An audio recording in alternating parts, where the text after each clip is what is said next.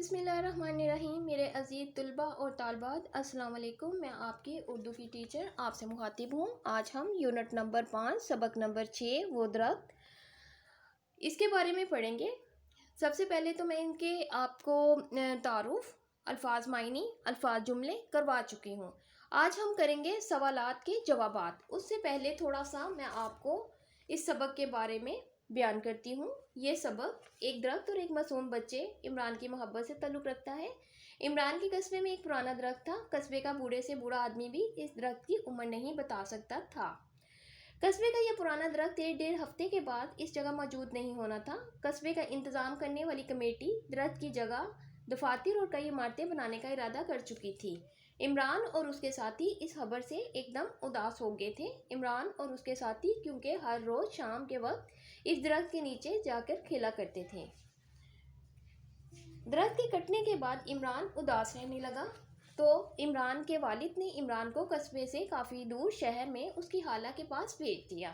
खाला ने करीबी स्कूल में दाखिल करवा दिया ताकि इसकी तबीयत संभल जाए। वो अपने नए दोस्तों में खुश रहने लगा। कॉलेज की तालीम ख़त्म होने के बाद इमरान अमेरिका चला गया। 4 साल के अरसे के बाद वापस आया और अपने अब्बा जान को बताया कि मुझे वहाँ पर भी दरख्त की याद आती थी। रात तो मुझे ऐसा बार बार महसूस हुआ कि वो दरख्त बिल्कुल मेरे करीब है। ऐसा क्यों है? इमरान के अब्बा मुस्कुराए और उन्होंने कहा कि जब दरख्त कटा था तो उसकी लकड़ी को ला के मैंने घर में तुम्हारे कमरे का फर्नीचर बना दिया था, इसलिए तुम्हें महसूस हो रहा था कि वो दरख्त तुम्हारे पास है। अब हम करेंगे सवालात के जवाबात। ये कहानी किस चीज़ के बारे में है? ये कहानी दरख्त के बारे में है। सवाल नंबर 2, इमरान को क्या सदमा था? इमरान को दरख्त के कट जाने का सदमा था। इमरान का दिल खाला के घर कैसे लगा?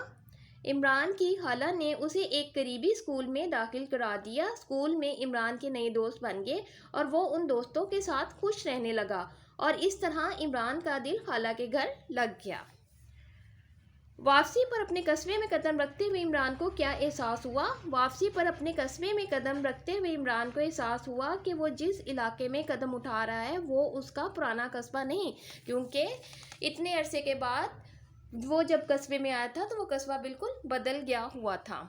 और अब इंशाल्लाह अगले लेक्चर में मैं आपसे फिर मिलूँगी। अल्लाह हाफिज़।